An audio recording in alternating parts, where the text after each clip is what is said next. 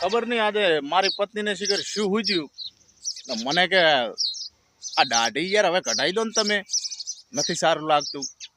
મેં કીધું કેમ, તને કોઈ પ્રોબ્લેમ? મને કે હમણાં પાડોશણ પૂછતી હતી કે તમારા ઘરે જે બાવો આવે એ માથાનો દોરો કરી આલે ખરો, પૂછજો. એટલે આપણે બાવા જેવા છે ભાઈ, પણ અમુકને દાઢી હોય છે મોટી બાવા જેવી એટલે સમજી જાવ. હમણાં બુડું હું અને મારી પત્ની અમારા શાળા માટે એક છોકરી જોવા ગયા. એટલે છોકરી વાળાના ઘરે જઈને આમ છોકરીને જોઈ એટલે મારી પત્ની મને કે સાચું કહેજો, આ છોકરી તમને ગમે છે? મને તો કે ગમે છે. તમને ગમે છે? મેં કીધું તને કોઈ વાંધો ના હોય તો મને બહુ ગમે છે, હા પાડી દઉં. ઘરે આવીને કીધું 2 દાડા ઝઘડો હેડ્યો, ચાહે છોકરી જોવા હવે નહીં જવું. તો મિત્રો આવા ને આવા ધમાકેદાર મજેદાર ચુટકેલે જાણા જોક્સ લઈને આવ્યો છું તમારી સમક્ષ. તો સાંભળવાનું ભૂલશો નહીં અને પૂરેપૂરો વિડીયો જોજો, મજા આવશે. આગળ ધમાકેદાર જોક્સો રજૂ કરવાનો છું, તો વિડીયામાં બન્યા રહેજો, લાઈક કરજો અને ગમે તો વિડીયાને શેર પણ કરી દેજો, એટલે બીજા મિત્રો પણ થોડા ઘણા હશે, મનોરંજન થાય બધાનું. મિત્રો બન્યા રહો વિડીયામાં, આગળ જોક્સોની શરૂઆત કરું છું, મજા આવશે. તમે આમ જુઓ મિત્રો કે ભલો હોય અને એની ભૂખ ભાજી જાય ચારે ખબર છે.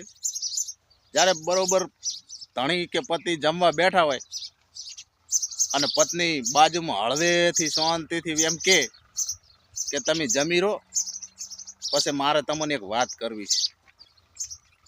મારી હારી બધી ભૂખ મરી જાય હો, મનમાં એ જ વિચાર સડી જાય, એ ગોટાળો સડી જાય કે આ વાત કરવાની છે શું.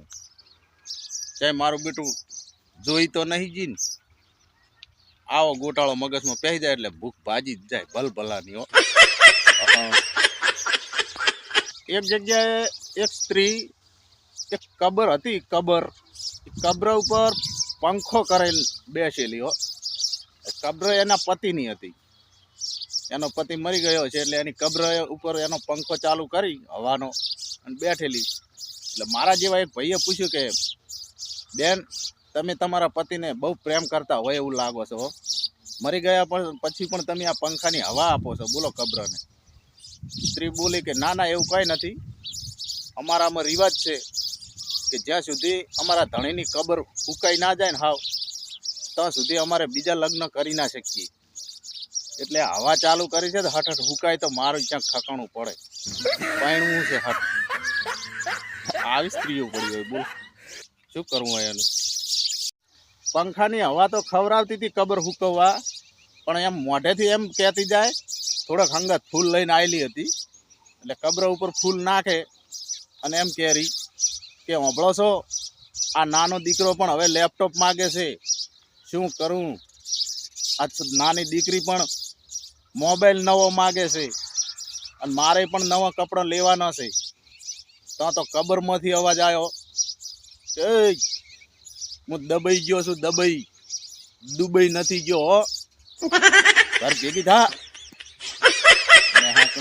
નકલી હું પાડે ને મને હરખે જીવતો જીવવા ના દીધો, હવે મરી ગયા ચેડ તો હક કરવા દે. આવું અવાજ આવ્યો, બોલ. મેં ઘરે આવી. હમણાં સ્કૂલની અંદર શિક્ષક છોકરાઓને ભણાવતા હતા, તો એવામાં છોકરાઓને એક સવાલ કર્યો કે બોલો છોકરાઓ, અકબર કોણ હતો? એક છોકરો ઊભો થઈને કે ખબર નથી સાહેબ, કે ભણવામાં ધ્યાન આપતા નથી, સાલાઓ રખડવામાં કાઢો છો, હું ભણાવતો હોય તો તમારી ધ્યાન ક્યાં હોય છે? ભણવામાં ધ્યાન આપો તો ખબર પડે ને. તો છોકરો બોલ્યો કે સાહેબ ભાવેશ કોણ છે? સાહેબ કે ખબર નહીં. છોકરો કે તમારી છોકરી ઉપર ધ્યાન આપો તો ખબર પડે ને કે ભાવેશ કોણ છે. માતાના ધીબીડી નાખ્યો છોકરાને બાપરા હો. આ મિલિટરી અને બોર્ડર ને એના બધી ફિલ્મો જોઈ જોઈને મારા શરીરની અંદર, મનની અંદર, તન મનમાં જોશ આવ્યો એકવાર કે હું પણ બોર્ડર ઉપર જઈને એક વખત લડી આવું. હા, હું તો નીકળી ગયો જોશમાં કે આજ તો બોર્ડર ઉપર જાવું જ છે. પણ બુડો અડધમાં પહોંચ્યો ને પાછો આવ્યો અને મનમાં વિચાર કર્યો કે મારું બેટું ઘરે આપણું બૈરું આપણાથી બિયાતું નહીં તો બોર્ડર ઉપર દુશ્મન શું બિયાવાના. આવતો રહ્યો નોનચૂક મોઢું કરીને પાછો. હમણાં 2 દિવસ પહેલા હું અને મારી પત્ની ઉડું બજારમાં ગયેલા થોડુંક શોપિંગ કરવા. શોપિંગ પતી ગયું એટલે વળતા શાક માર્કેટમાંથી નીકળે એટલે મને મારી પત્ની કે સાંભળો છો? હું કહું હા બોલ. મને કે હવે છેલ્લે 2 કિલો વટાણા લઈ લઉં. હું કે એમાં મને શું પૂછવાનું, લઈ લે ને. પત્ની કે પૂછવું તો પડે ને, ખોલવાના તમારે છે એટલે. મેં કીધું થોડાક ઓછા નહીં થાય? ના કે 2 કિલો લઈ જ લઉં. હું કહું લઈ લો તારાડો. આવતા રહ્યા લઈ ખોલ્યા વળી શું.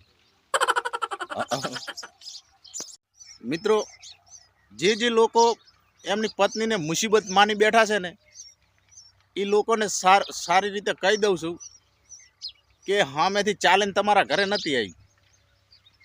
તમે જ રખપદુડીના થઈને પેપુડી વગાડતા ઢોલના ઢીસાકા કરતા લેવા ગયા હતા. તાર આવીશ એટલે સહન કરી લેવું. હમણાં મારી પત્નીને મેં કીધું કે હું રોજ સવારે આ ભગવાનને એક જ પ્રાર્થના કરું છું કે બધાને તારા જેવી જ પત્ની મળે. મારી પત્ની તો ખુશ થઈ ગઈ ને મને કે એમ હું એટલી બધી સુંદર લાગુ છું, એટલી બધી સારી છું. હું કહું ના હો, આ હું એકલો દુઃખી થઉં છું ને એ મને પોહાતું નહીં. એટલે તારા જેવી બધાને મળે ને તો બધા મારી જોડે દુઃખી થાય. હોય એક જગ્યાએ એક સાસુને જમાઈ એકદમ કાળો મસ મળ્યો, ભેંસ જેટલો કાળો મસ જમાઈ.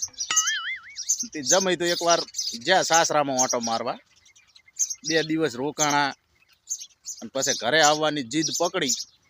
એટલે સાસુમાએ કીધું, શોખી ના પાડી દીધી હો કે જમાઈરાજ હમણે રોકાઈ દો ને, દૂધ દહીં ખોન જલસા કરો, ઘી ખોન મજા કરો. જમાઈ કે ઓહો શું વાત છે સાસુમાં, પહેલી વાર આવા હેત આવે રહ્યા તમને તો. કે ના હેત તો એવું નહીં, પણ આ ભેંસનો પાડો 2 દિવસથી મરી ગયો છે એટલે તમે આયા તારના તમને જોઈને જ ભેંસ દૂધ દોવા આલે છે. બોલો, કલર મેચિંગ ભાઈ, કલર મેચિંગ. હમણાં એક જગ્યાએ હું ને મારી પત્ની લગ્નમાં ગયા, એક પ્રસંગ હતો ત્યાં. એટલે બરોબર લગ્ન ચાલતા હાલતા ને એવામાં મારી પત્નીએ મને તો આમ આંગળીના ઈશારાથી એની જોડે બોલાયો. મને કે એ અહીંયા આવો. હું તો ફટાફટ ગયો. મેં કીધું બોલ ને શું કામ છે? આ મિત્રો સાથે મજા આવતી હતી ને તે વચમાં બોલાવી લીધો. મને કે કંઈ નહીં, આ તો મારી આંગળીનો પાવર ચેક કરતી હતી, કેટલી તાકાત છે આમાં, બંધ હજુ કંટ્રોલમાં રહેશે કે નહીં આ આંગળી દ્વારા. શું કરવું કહો, સમજણ ના પડી. તો મિત્રો, આશા રાખું છું કે તમને વિડીયોની અંદર જોરદાર મજા આવી હશે, ભરપૂર આનંદ મળ્યો હશે, હસવાનું પણ જોરદાર થયું હશે એવી ખૂબ આશા રાખું છું. અને આવા જ વિડીયોને આવા ધમાકેદાર જોક્સ ચુટકુલે લઈને ફરીવાર બીજા વિડીયોની અંદર આવીશ.